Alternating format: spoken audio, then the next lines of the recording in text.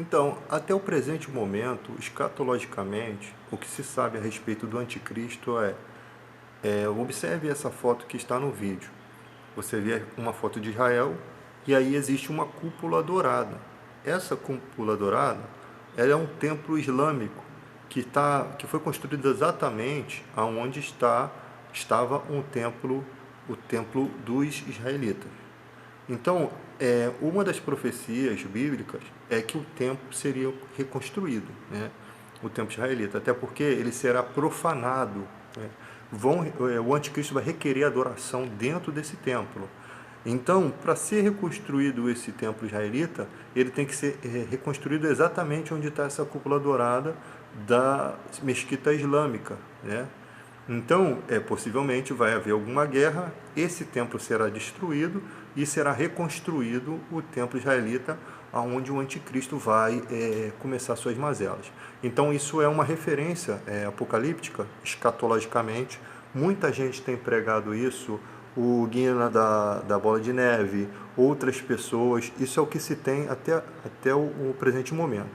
Outra questão diz que o espírito do falso profeta, ele nega o pai e o filho, tá? Você sabe que o islamismo já nega o filho, né? Existe mesquita islâmica que diz Alá é Deus e ele não tem um filho, então já nega Jesus.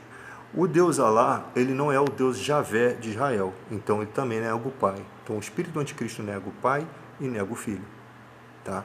Então, complicado, não quer dizer com isso que você vai ter que ter uma insensibilidade aos muçulmanos, até porque nem todo muçulmano é extremista, né?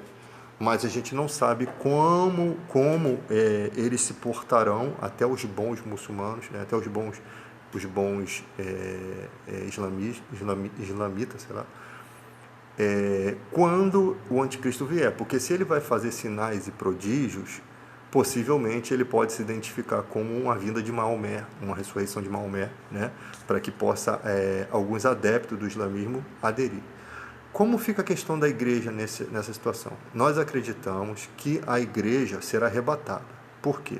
Porque nós não somos a videira verdadeira. Israel é a videira verdadeira. E os israelitas não aceitaram Jesus como Messias, mesmo que alguns da sinagoga, e Jesus disse isso, tenham acreditado que ele era o Messias, mas não confessavam, por medo de perder o seu lugar na sinagoga. Isso está escrito. Então, Israel ainda espera o Messias, um Messias de guerra, né? Porque é da raiz de Davi, e espera que esse Messias seja guerreiro, né? Por isso que quando Jesus se apresenta como um Messias ferido, né? Um Messias que Deus deu para que morresse, para questões de valores espirituais, para questões eternas, para o nome de Jesus expulsasse demônios, né? E através disso a igreja tivesse poder espiritual, porque nossa luta não é contra o sangue nem contra a carne, então não era uma guerra como a guerra de sangue de Davi. Tanto que Davi não constrói o templo, porque tinha morro de sangue. Então, como eles esperam um Messias, eles possivelmente vão aceitar esse falso Messias e ele vai requerer adoração, ele vai profanar o templo.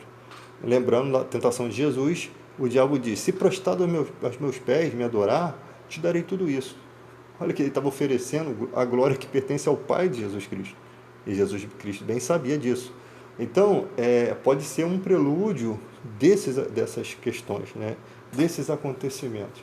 Então, algumas coisas na Bíblia parecem que são coisas para frente. Eu acho que a Bíblia ela tem coisas assim muito simplesinhas que a gente não consegue enxergar que são profecias para o futuro. Tá? Eu acredito que algumas coisas possam, sim, o Espírito Santo possa usar uma mensagem para vários tipos de entendimento durante as épocas, tá? Porque é o poder de Deus. Ele fala uma língua e nós entendemos várias coisas através disso. Por isso que quando um pastor prega numa igreja, o outro prega na outra, a mensagem tem uma certa semelhança com atributos maiores, a mais, né? Para certos corações, para atingir certos corações. Então Deus consegue falar com a gente, até sem palavras, de modos sinistros, né? De modos estranhos. Tanto que a oração do Espírito Santo é com gemidos inexprimíveis, né? Uma oração totalmente diferente do que se imagina. O homem não tem essa capacidade. Então, E eu lembro também quando Jesus está no poço, que ele pede água à mulher, eu vejo Jesus entrando numa história de um povo, né? Que pode ser um prelúdio também disso no futuro. Ele entra na história de um povo que não tinha, que esperava o Messias também, o Messias, mas que não tinha o conhecimento verdadeiro. Jesus fala, não, você está errado, a salvação vem dos judeus. Ah, quando o Messias vier, ele nos esclarecerá. Eu sou o Messias que eu falo contigo. Ou seja, Jesus se revela a uma outra mulher fora da questão israelita, fora da Maria Madalena, das mulheres que seguem a Jesus. Ele cria ali uma mulher que vai levar uma mensagem para o povo dela, tá?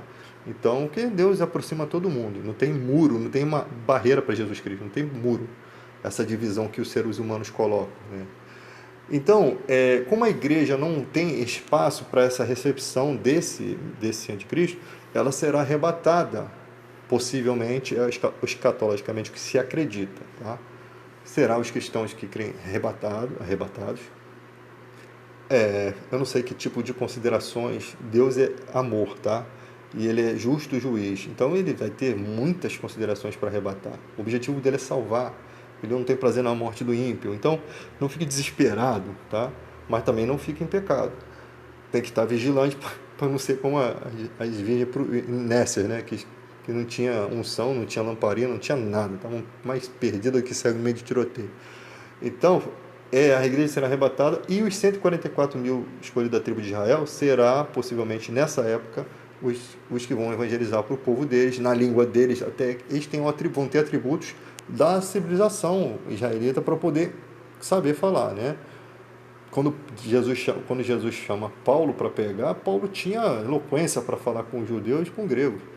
Engraçado que a preferência de Paulo era pregar para o povo dele, e Deus não, você vai pregar para o outro, para o gentio, você vai se comportar melhor, até porque talvez pela arrogância, o jeito de falar, então vai pregar para os gentios, e Pedro foi pregar para os israelitas.